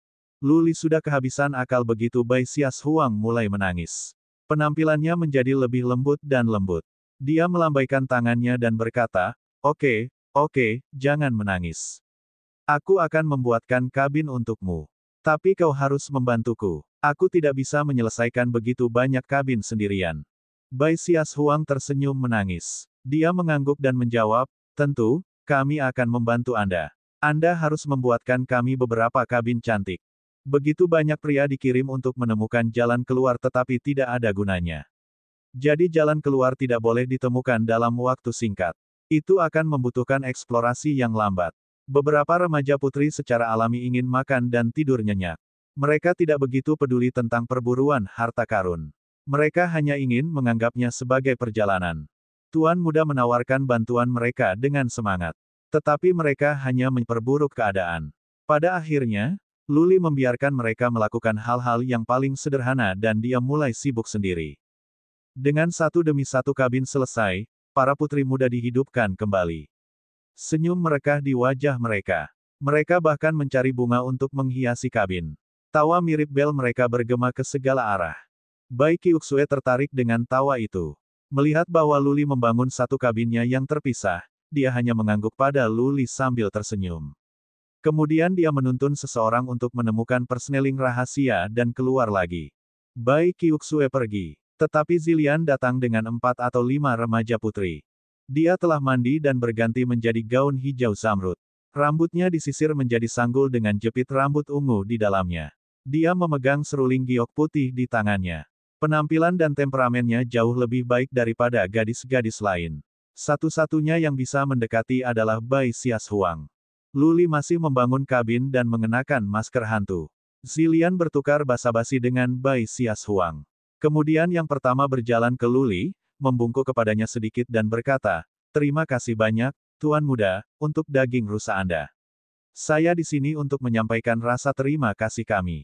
Luli kembali menatap Zilian. Dia ingat saat dia bertemu di Frigid Cloud Mountain. Dia tenggelam dalam pikirannya sehingga dia lupa untuk menjawab. Bai Xias Huang tidak senang Luli tidak bisa mengalihkan pandangan dari Zilian. Bai Xias Huang terbatuk dengan lembut dan berkata, Luli, kenapa kamu tidak mengatakan sesuatu? Luli segera mengingat kembali dirinya sendiri. Dia tiba-tiba menatap Bai Xias Huang. Dia sudah mengatakan pada Bai Qiuxue untuk meminta semua orang berhenti memanggil nama aslinya. Bai Xias Huang, bagaimanapun, melupakannya sekarang. Luli, mata Zilian berbinar. Dia dengan hati-hati memeriksa Luli. Semakin dia melihat, semakin dia percaya bahwa ini memang Luli. Dia tampak tenggelam dalam pikirannya melihat topeng yang dikenakan Luli. Dia berkata sambil tersenyum, Tuan Muda Lu, kami memenuhi syarat sebagai kenalan. Bisakah Anda menunjukkan kepada saya wajah asli Anda? Zilian tahu tentang dia. Luli terkejut. Lalu dia melepas topeng dan berkata dengan senyum pahit, Hai, Nyonya Si. Pikiran Zilian juga tampaknya berkeliaran saat dia menatap wajah Luli. Dia ingat malam hujan di Kabupaten Wuling, bahwa Patriark King pada tahap selanjutnya dari alam laut roh Luli membunuh dan saudara perempuan Luli yang bereinkarnasi. Dia menghela nafas melihat sekarang Luli berada di tim Danau Pulau Seribu dan bahwa dia telah mencapai tahap selanjutnya dari alam laut roh dengan begitu cepat. Tapi Zilian tidak mengatakan apa-apa. Dia tidak menyebutkan bahwa dia mengamati pertarungan di Kabupaten Wuling. Dia hanya melirik ke pondok dan berkata, Tuan Muda Lu, pondok yang Anda buat itu indah. Dapatkah Anda membantu saya membangunnya? Luli memiliki perasaan yang cukup baik terhadap Zilian ini. Hari itu di Frigid Cloud Mountain, dia tetap dia untuk mewaspadai bahaya. Itu adalah kalimat sederhana. Meskipun demikian, Luli bersyukur karena baginya saat itu, Zilian seperti peri dari surga dan status keduanya sangat berbeda. Dia berjanji tanpa ragu, ini kehormatan saya untuk melayani Nona Si. Bai Xias Huang menjadi tidak senang melihat bagaimana Luli bereaksi.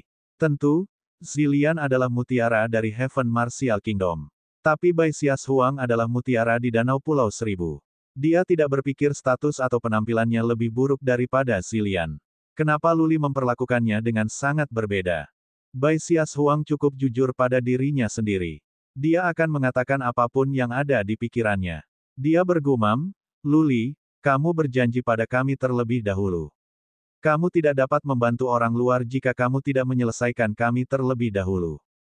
Kata orang luar membuat para wanita muda di pihak Zilian menjadi tidak ramah. Ekspresi Zilian tidak berubah. Dia memandang Bai Xias Huang dan berkata, itu tidak benar, Nyonya Suang. Luli dikenakan di Kabupaten Wuling dari Kerajaan Bela Diri Surga. Dia milik Kerajaan Bela Diri Surga. Bagaimana kita orang luar? Bai Xias Huang bahkan lebih kesal. Nada suaranya menjadi sangat tidak ramah. Dia menolak untuk dikalahkan dan menjawab, Luli sekarang adalah pemilik pulau di Danau Pulau Seribu. Dia memasuki Danau Pulau Seribu berarti bahwa Kerajaan Martial Surga Anda tidak baik baginya.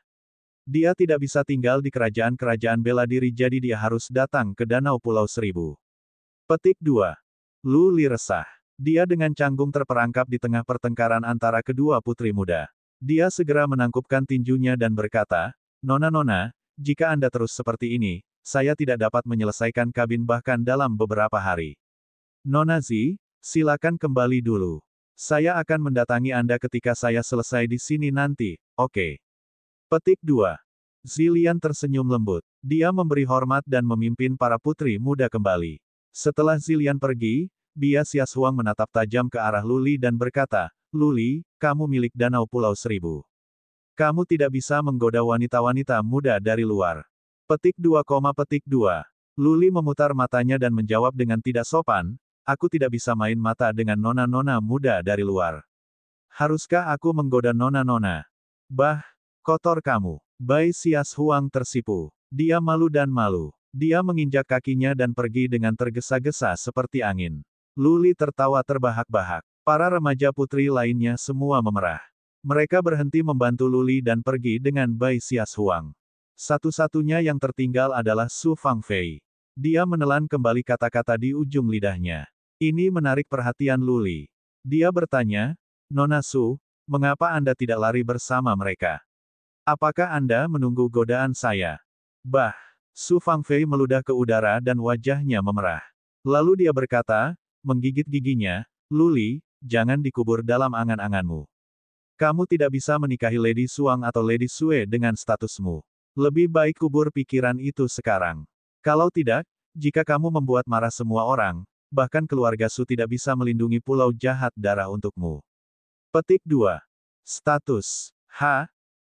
Luli tersenyum ringan. Jika dia mengumumkan bahwa dia adalah murid keluarga Lu, mungkin Bai Xias Huang yang tidak pantas mendapatkannya. Yang sedang berkata, dia tidak merindukan sesuatu yang tidak bisa dia miliki. Dia juga tidak ingin mengundang masalah untuk dirinya sendiri. Pada pikiran kedua, dia percaya apa yang dikatakan Su Fangfei masuk akal. Bagi Tuan Muda Danau Seribu Pulau, Bai Xias Huang dan Bai Qiuxue adalah dewi dan renungan mereka. Jika dia terlalu dekat dengan dua muses, dia akan dihadapkan dengan peleton masalah. Dia memandang Su Fangfei. Tiba-tiba, dia tersenyum jahat dan berkata, Nona Su, jangan khawatir. Aku tidak punya niat romantis untuk dua wanita muda itu. Hanya ada satu orang yang aku kagumi di hatiku. Siapa itu? Su Fangfei tertarik pada gosip ini. Dia ingat sikap Luli terhadap Zilian. Mungkinkah Luli menyukai Zilian? Luli tersenyum misterius. Dia memeriksa Su Fangfei dan menjawab, gadis itu sama cantiknya dengan peri, keindahan yang bisa mengaburkan bulan dan membuat bunga memerah, orang yang bisa membuat angsa liar turun dan ikan menyelam karena malu. Nama keluarganya adalah Su dan dia nama yang diberikan adalah Fangfei. Petik 2. Su Fangfei tentu saja mengerti bahwa Luli menghabiskan waktu bersamanya ketika dia melihat ejekan di mata Luli. Dia meludah ke udara dengan marah dan pergi dengan tergesa-gesa. Hahaha, Luli tertawa keras. Namun, di kepalanya, dia memikirkan wajah Luling yang sangat cantik. Dia berpikir bahwa jika ada wanita lain seperti Luling di dunia, dia akan merayunya seperti orang gila di dalam hatinya. Luling adalah dewi yang sempurna. Bab 179. Dalam 8 jam, Luli telah membangun lebih dari 10 kabin. Bagi Zilian, dia hanya membangun yang kecil dan besar untuk beberapa remaja putri untuk hidup bersama. Dia tidak punya waktu untuk membangun begitu banyak kabin. Selama waktu yang berikutnya, kedua tim mulai mencari jalan keluar. Mereka hampir membalikkan lembah yang masih belum membuahkan hasil. Bahkan Luli dan Bai Qiuxue berangkat untuk menemukan pintu keluar secara langsung. Tapi selain dari dua gerbang yang mengarah kembali ke labirin, tidak ada gerbang lain yang bisa dibuka. Tidak ada roda gigi rahasia apapun, tidak ada jalan keluar sama sekali. Tuan Muda dan Nyonya Muda mulai khawatir dan gelisah. Untungnya, masih ada makanan yang cukup. Tim-tim dari Danau Pulau Seribu dan Kerajaan Bela Diri Surga tidak terlibat dalam perselisihan apapun. Mereka hidup dalam damai. Setiap hari, Luli akan memanggang 2 kali dan mengirim beberapa ke Zilian. Yu Lingsu membenci Luli sampai nyali. Mereka juga telah membunuh beberapa rusa dan ingin memanggang. Tetapi pada akhirnya, sama seperti apa yang dilakukan para Tuan Muda Danau Seribu Pulau, rusa dibakar di luar dan mentah di dalam. Mereka tidak bisa makan itu. Luli juga menangkap beberapa ikan untuk dipanggang. Tuan Muda dan Tuan Putri dari Pulau Seribu Pulau merasa berhutang budi kepada Luli karena memakan makanan yang dimasaknya. Beberapa orang masih menyimpan dendam pada Luli, tetapi mereka baik padanya di permukaan. Tidak ada jalan keluar untuk ditemukan. Orang-orang merasa sedih. Tidak ada hiburan dalam bentuk apapun. Jadi saat memakan daging dan mencicipi makanan lezat telah menjadi satu-satunya makanan rohani mereka. Tentu saja, 2 tuan muda dari 2 keluarga peringkat keempat mulai merayu Bai Xias Huang seperti orang gila yang mereka anggap sebagai makanan rohani mereka. Beberapa tuan muda keluarga lainnya juga memperhatikan beberapa wanita di sini, sebagai cara untuk mengalihkan diri dari kebosanan. Tidak ada yang bergerak di Bai Qiuxue. Mungkin itu karena gadis ini terlalu pintar atau dinginnya yang mendorong orang-orang lahir di sini yang membuat para tuan muda pergi dari sini. Dari si kembar, Bai Xias Huang jelas adalah yang lebih populer. Gadis ini tidak canggih. Dengan kata lain, dia mudah tertipu. Tuan muda di sini tahu betul bahwa mereka tidak pantas mendapatkan si kembar. Si kembar memiliki bloodliness peringkat ke-7. Satu hal ini akan membuat malu banyak pria. Karena itu, tidak ada yang berpikir untuk mengejar Bai Qiuxue. Apa yang harus dikejar jika tidak ada tuan muda yang bisa bersaing dengannya? Luli tidak ada dalam pikiran untuk ini. Sebelum dia bisa menyelamatkan Luling dan orang tuanya, dia berani tidak memiliki perasaan sayang kepada siapapun. Untuk satu hal, ia mungkin menjadi beban bagi orang lain. Untuk yang lain, waktunya mendesak. Dia harus berkultivasi dengan segenap hati dan jiwanya. Di mana dia menemukan waktu untuk menjemput anak perempuan. Selama waktu ini, Luli telah berkultivasi terpisah dari waktu dalam memanggang. Dia mencoba sekali tetapi tidak menemukan jalan keluar di lembah. Jadi dia meninggalkan teka-teki itu ke Bai Qiuxue dan yang lainnya untuk dipecahkan. Dengan begitu banyak orang di sini, mereka akan menemukan jalan keluar cepat atau lambat. Luli. Mau tidak mau, Yu Lingsu mendapat berita tentang identitas sebenarnya dari Luli. Hari itu, Zilian membawa beberapa remaja putri untuk mengucapkan terima kasih. Para wanita muda ini tinggal di kabin yang dibangun oleh Luli. Dia akan mengirim daging rusa beberapa hari ini. Bagaimana mungkin Yu Lingsu tidak memperhatikannya? Yu Lingsu tidak mengenal Luli dengan baik. Dia hanya tahu pertarungan di Kabupaten Wuling benar-benar mempermalukan keluarga Yu. Saat itu, keluarga Yu berada dalam kecelakaan. Kakeknya bahkan membawa masalah itu ke tangannya sendiri. Oleh karena itu, Yu Lingsu samar-samar mengingat nama Luli, Luling dan keluarga Liu. Yu Lingsu menjadi curiga. Dia merancang beberapa cara, mengambil keuntungan ketika mereka menemukan jalan keluar. Dia mengobrol dengan beberapa remaja putri Danau Pulau Seribu. Dia berhasil mendapatkan beberapa informasi dari mereka dengan mudah. Dia sekarang tahu bahwa Luli telah lari ke Danau Pulau Seribu dari kerajaan-kerajaan perang. Keluarga yang diandalkannya adalah keluarga Liu. Dia benar-benar saudara laki-laki dari biceh itu. Yu Lingsu menggertakkan giginya karena marah dan menggeram. Tapi dia tidak melakukan tindakan gegabah. Keluarga telah menjelaskan bahwa tidak ada pembunuhan yang diizinkan di dalam. Bai Leng dari Danau Pulau Seribu itu sedang menunggu di luar. Jika ada bukti ditemukan kelakuannya, dia pasti akan mati berdasarkan kepribadian Bai Leng. Tidak ada serangan terbuka. Yu Lingsu melemparkan pandangan dingin ke Luli yang sedang memanggang di sisi lain kolam. Kemudian dia berbalik dan kembali ke misinya untuk menemukan jalan keluar. 2 hari berlalu. Sebuah gerbang tiba-tiba terbuka. Sebuah tim bergegas keluar. Banyak yang berteriak kegirangan saat mereka keluar. Di bagian paling depan adalah Du Ziling dengan mata asmara. Tim dari Heaven Frigate Kingdom akhirnya berhasil keluar dari labirin. Tim Ye Yuhan masih di dalam. Zilian mengerutkan kening dalam kekhawatiran. Dia berbicara dengan Zilian di ais abis yang menyenangkan.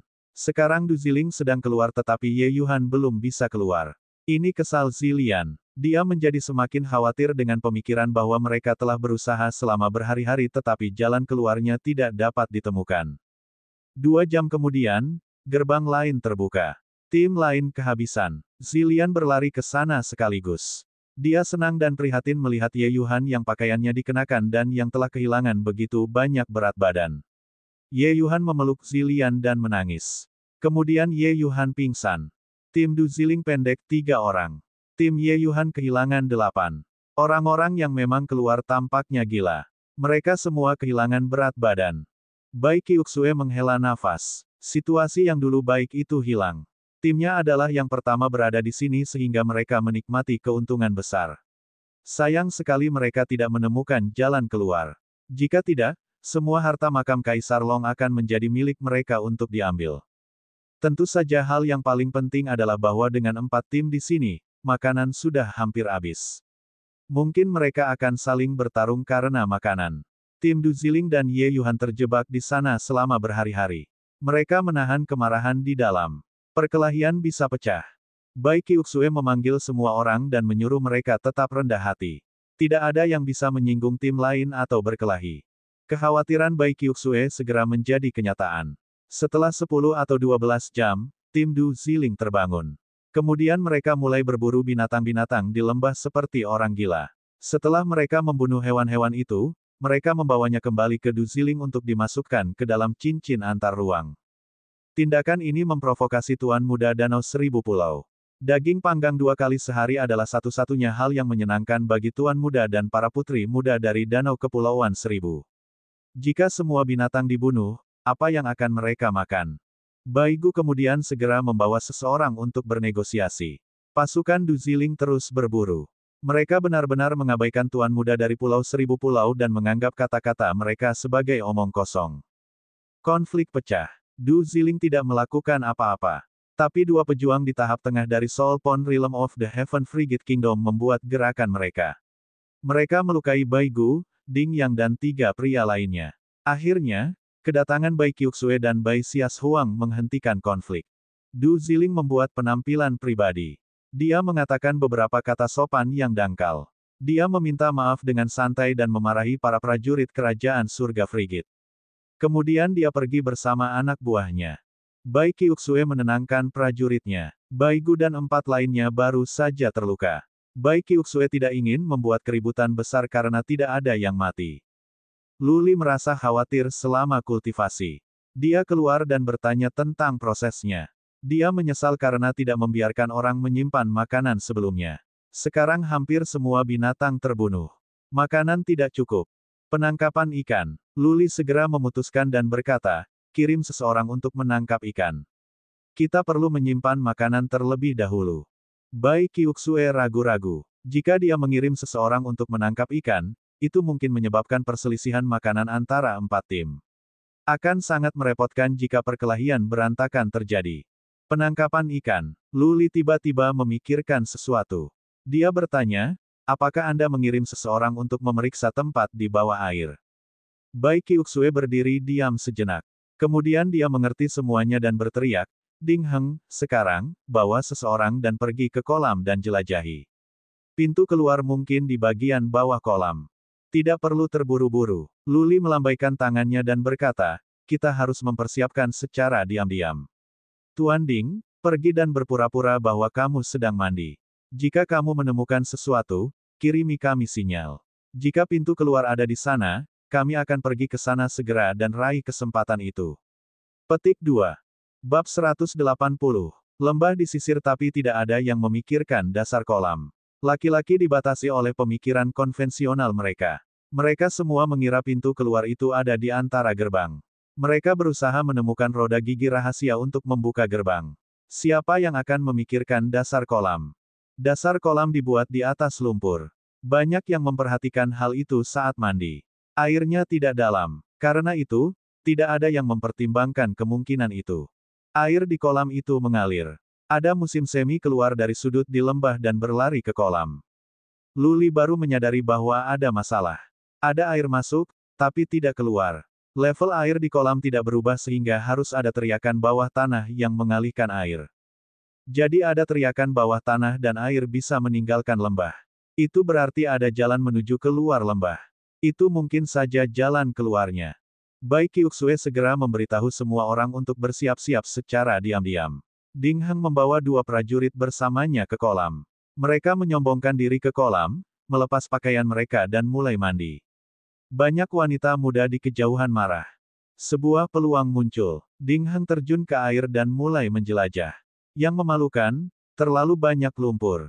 Ding Heng mencoba 2 kali tetapi tidak menemukan jalan keluar. Ding Heng masuk untuk ketiga kalinya. Dia tiba-tiba menyadari air yang mengalir di sekitar batu besar di dasar kolam tampak berfluktuasi. Dia berenang di sana dan mendorong batu itu. Batu itu menyala tetapi tidak bergerak. Ada formasi penghambatan. Pintu keluar harus ada di sini. Ding Heng mengeluarkan pedang yang dibawanya di punggungnya dan memotong batu yang berubah menjadi debu. Sebuah gua gelap muncul. Saya melakukannya. Ding Heng sangat gembira. Tanpa ragu-ragu, dia berenang menuju gua. Itu benar-benar sungai bawah tanah. Ding Heng berenang di sepanjang jalan dan dia menemukan sungai besar di bawah tanah. Ada gerbang hitam di satu sisi sungai, berkilau. Ding Heng mendorong gerbang. Dibuka. Sebuah terowongan redup muncul. Namun, tidak sedikit air mengalir di sana. Ini dia. Mata Ding Heng berbinar, seterang mata serigala. Dia mematahkan jimat giok di tangannya. Pergi. Pada saat yang sama, jimat giok di tangan Bai Qiuxue pecah. Dia terhibur. Dia melambaikan tangannya dan berteriak. Timnya sudah siap untuk sementara waktu sekarang. Mereka segera menyelam ke kolam seperti pedang satu demi satu. Splash, splash. Begitu banyak orang yang melompat ke kolam itu seperti batu-batu besar jatuh ke air. Ini membuat tim lain khawatir. Du Ziling, Zilian dan Ye Yuhan segera membawa tim mereka untuk melihat. Keluar. Du Ziling dan Zilian segera menyadari apa yang terjadi.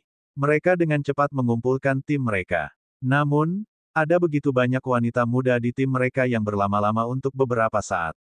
Ucapkan kata-kataku. Datanglah ke sini segera atau kita akan meninggalkan mereka sendiri. Du Ziling mulai tidak sabar.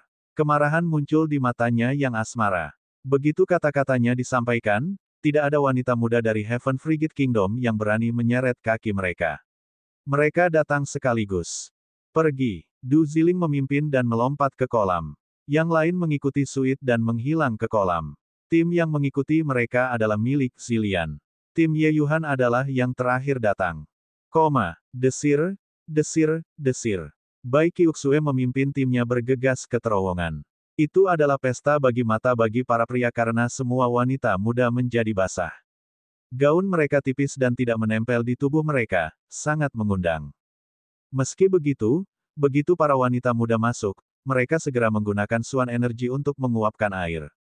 Meskipun mereka terlihat tidak cantik, tetapi tubuh mereka tidak terlihat. Bergerak lebih cepat. Bai Qiuxue tidak akan sebodoh itu untuk menyia-nyiakan kesempatan yang baik karena mereka memimpin sekarang. Dia tetap berada di depan tim dan berlari sepanjang jalan. Di depan ada giliran. Gerbang lain ada di sana yang didorong dengan mudah. Di sana ada gua yang gelap dengan tidak ada yang bisa dilihat. Cambuk panjang muncul di tangan Bai Qiuxue. Bulan ungu memelototi lehernya. Dia bergegas masuk tanpa ragu-ragu. Luli mengenakan topeng hantunya. Dia tetap berada di belakang tim. Setelah dia masuk ke gerbang, dia merasakan tatapan putih yang membuatnya pusing. Ketika dia membuka matanya, dia tertegun. Dia tidak percaya bahwa dia berada di tengah hutan belantara. Dia tidak bisa melihat satu pun dari Danau Pulau Seribu.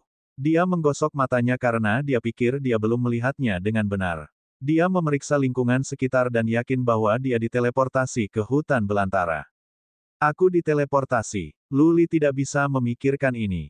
Dia merenungkannya sebentar. Kemudian dia berjalan untuk mengeksplorasi. Ketika dia sampai di puncak sebuah bukit kecil, dia samar-samar melihat sosok putih di kejauhan. Sosok itu tampak familiar. Tanpa berpikir, Luli berlari ke arah itu dengan liar. Tapi sosok itu bersembunyi di balik batu. Hanya setelah Luli mendekat, sosok itu muncul kembali. Itu Bai Qiuxue. Nona Qiuxue, di mana yang lainnya? Apakah kita diteleportasi? Luli bertanya dengan ragu. Bai Qiuxue menatap langit dan menjawab, kita masih di makam Raja Naga. Yang lain masih di pegunungan di dekatnya. Bagaimana mungkin? Luli terkejut. Makam Raja Naga hanyalah sebuah makam. Ini jelas bagian luar. Bagaimana mungkin mereka masih berada di dalam makam Raja Naga? Kita akan bicara sambil berjalan. Bai Qiuxue mulai maju ketika dia menjelaskan kepada Luli, makam Raja Naga bukan hanya sebuah makam. Itu pasti sebuah daerah rahasia yang diciptakan oleh Raja Naga. Itu tidak terbatas. Daerah rahasia. Luli tenggelam dalam pikirannya. Ada banyak dunia kecil di celah dan celah ruang di dunia. Beberapa dunia kecil disempurnakan oleh pembangkit tenaga listrik dan mereka disebut daerah rahasia. Jadi sepertinya makam Raja Naga itu memang merupakan daerah rahasia. Kalau tidak, bagaimana itu bisa begitu besar? Labirin itu sendiri tidak terbatas. Lihatlah langit. Tidak ada matahari tetapi cerah di sini. Juga Suanki di langit dan bumi jauh lebih kuat daripada di luar. Ini pasti daerah rahasia. Bai Qiuxue berkata. Luli melihat ke langit dan membeli kata-katanya. Dia tidak bertanya lagi. Dia mempercepat. Karena mereka masih di dalam makam Raja Naga, mereka harus menemukan yang lain terlebih dahulu. Pergi ke sana. Petik 2. Bai Sias Huang tiba-tiba mengubah arahnya setelah beberapa kali melihat. Luli menuju ke arah itu di mana dia samar-samar bisa melihat gunung yang meroket. Dia mengangguk. Gunung itu jelas terlihat. Mungkin yang lain dari Danau Pulau Seribu juga bisa berkumpul ke arahnya ketika mereka melihatnya. Nyonya Li. Luli melihat sesosok jauh. Dia berteriak padanya. Nona muda itu panik. Ketika dia melihat Luli dan Bai Qiuxue, dia senang. Dia bergegas menghampiri mereka. Luli, lihatlah puncak gunung. Bai Qiuxue tidak memperhatikan Lady Li. Dia melihat ke arah puncak yang mencapai langit dan berseru. Luli mengalihkan pandangannya ke arah itu. Matanya menjadi terbuka lebar. Dia tidak bisa melihatnya dengan jelas karena dia jauh. Sekarang dia bisa tahu apa itu. Dia samar-samar bisa melihat sesuatu mengambang di puncak gunung.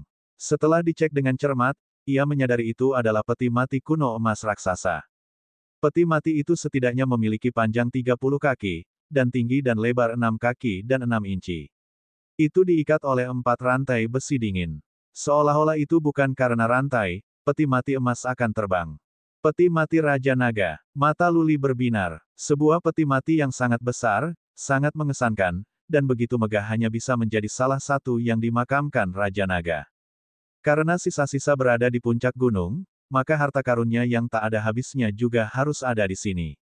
Seseorang bisa menjadi kaya untuk mendapat bagian, jika tidak semua, dari mereka. Pergi. Hanya setelah beberapa saat jeda, Luli dan Bai Qiuxue mulai berlari ke arah gunung. Mereka bahkan tidak peduli pada Lady Yi yang berlari ke arah mereka. Bab 181. Puncaknya naik di atas awan dengan ketinggian setidaknya 3 mil. Tidak ada puncak tinggi lain di dekatnya yang membuat yang satu ini melebihi yang lain seolah-olah itu adalah raja yang berdiri di atas rakyatnya yang berlutut. Puncaknya semakin dekat. Peti mati emas raksasa yang melayang di atas puncak semakin jelas. Gelombang ki dan energi sulit untuk dijelaskan menyebar dari peti emas kuno yang membuat hati Luli dan Bai Qiuxue berdetak kencang. Raja yang pernah menyatukan gurun utara, pejuang kuat yang telah mencapai puncak alam penguasa manusia. Seberapa kuat harta yang ditinggalkannya? Keterampilan Suan yang perkasa, karya senjata dan pelindung surgawi, bahan mistis langka. Luli dan Bai Qiuxue mempercepat langkah mereka memikirkan ini. Saat mereka berlari, mereka mengamati gunung itu. Mereka menemukan banyak jalan menuju ke puncak. Mereka semua adalah tangga batu yang dibangun dengan batu biru yang mengarah ke setengah atas gunung. Setidaknya ada hampir 10.000 tangga. Namun, jumlah jalan berkurang melewati lereng bukit. Lebih dari puluhan tangga berubah menjadi satu jalan gunung spiral. Jalan berliku-liku seperti naga dan mencapai puncaknya. Bai Qiuxue tidak berhenti sedikit pun. Dia berjalan di garis depan. Begitu dia mencapai kaki gunung, dia segera menginjak tangga.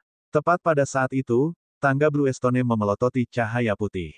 Paku muncul dari Blue Stone. Bai Qiuxue mundur sekaligus karena takut. Puncaknya sulit dijangkau. Nona Li tampak pucat karena ketakutan. Luli berpikir, menatapnya. Pasti ada banyak formasi penghambatan di banyak tangga. Mereka bisa mati di sini.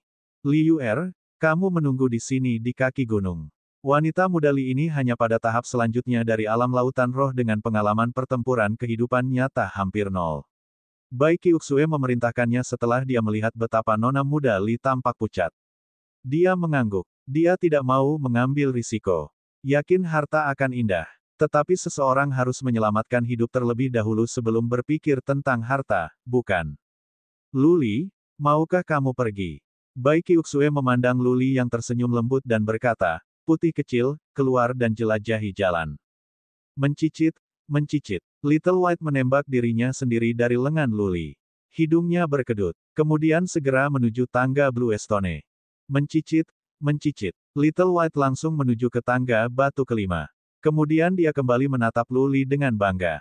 Dia memujinya dengan acungan jempol. Melihat Bai Qiuxue, dia berkata, ikuti aku. Dengan mengatakan itu, Luli menendang mundur ke tanah dan langsung mendarat di tangga kelima. Tangga itu tidak bereaksi. Jadi tidak ada formasi penghambatan yang satu ini. Desir. Bai Qiuxue mengikutinya dengan cermat. Dia menatap Little White dengan rasa ingin tahu dan berkata, Luli, apa makhluk kecilmu ini? Bagaimana ia bisa mendeteksi formasi penghambatan? Luli tersenyum lembut tetapi tidak mengatakan apa-apa. Dia hanya memberitahu Little White, lanjutkan tetapi hati-hati. Mencicit, mencicit. Little White tampaknya cukup bangga dengan dirinya sendiri. Dengan tendangan kaki lain, ia menaiki 4 tangga lagi. Luli dan Bai Qiuxue dengan cepat mengikuti Suit. Little White tampaknya memiliki kemampuan naluri untuk merasakan formasi penghambatan. Terkadang ia naik ke tangga ketiga, kadang-kadang tangga keempat atau kelima. Namun, tidak pada satu kesempatan itu memicu formasi penghambatan. Setelah itu, Luli dan Bai Qiuxue naik hingga lebih dari 100 tangga batu dengan mudah. Ledakan. Tiba-tiba, suara ledakan keluar dari kiri. Luli dan Bai Qiuxue melihat dari mana suara itu berasal. Mereka melihat seorang pria yang terkena petir dan asap keluar darinya jatuh dari tangga di sana. Bai Ying. Bai Qiuxue segera mengenalinya. Dia sedikit lega ketika melihat Bai Ying mengambil pil penyembuhan di bawah bantuan seorang putri muda yang berarti dia masih hidup. Liu Er, kamu pergi dan melihat-lihat. Jika kamu bertemu seseorang yang ada di tim kami, katakan pada mereka untuk berhati-hati. Jangan naik tangga dengan terburu-buru. Katakan pada mereka untuk menemukan cara untuk mencoba tangga satu persatu. Hanya naik ketika mereka yakin bahwa tidak ada formasi penghambatan. Menjadi lebih lambat adalah menemukan. Tapi jangan mengambil risiko. Terutama Suang Er, Anda menyuruhnya untuk berhati-hati dan dia bisa tetap di sini jika terlalu sulit. Petik 2. Bai Qiuxue awalnya ingin menunggu Bai Xiaohuang dan yang lainnya untuk sampai di sini terlebih dahulu dan memanjat. Tetapi harta naga raja tepat di puncak. Sekarang dia dan Luli telah di atas angin, bagaimana mereka bisa menunggu di sini? Terlebih lagi, si putih kecil itu milik Luli, bukan dia. Bagaimana jika Luli naik gunung sendirian tanpa menunggunya? Luli mengangguk karena dia menghargai resolusi Bai Qiuxue. Dia tidak mengatakan apa-apa selain bergegas mengikuti Little White. Bai Qiuxue tepat di belakangnya. Pada saat hanya untuk satu dupa untuk membakar, mereka telah menaiki lebih dari 1000 tangga batu. Bang! Suara ledakan datang dari kanan. Mereka berdua melihat ke belakang dengan sedikit khawatir. Mereka melihat Du Ziling yang disambar petir dan jatuh. Kakak! Teriakan lembut mencapai telinga mereka. Itu suara Bai Xiaohuang. Luli meminta Little White berhenti terlebih dahulu. Bai Qiuxue segera mengalihkan pandangannya ke kiri. Bai Xiaohuang melambai dengan penuh semangat dengan dua orang di sampingnya. Kakak, tunggu aku. Aku akan pergi ke kamu sekarang. Berhenti. Bai Qiuxue ketakutan. Dia memarahinya. Suang Er, ada formasi penghambatan mengerikan di tangga batu. Jangan naik sekarang. Tunggu aku di kaki gunung. Ah! Teriakan menyedihkan datang dari salah satu jalan. Samar-samar mereka bisa melihat seorang lelaki berlumuran darah jatuh dari jalan. Bai Xiaohuang dan yang lainnya melihat bahwa pria itu berada di tim kerajaan bela diri surga.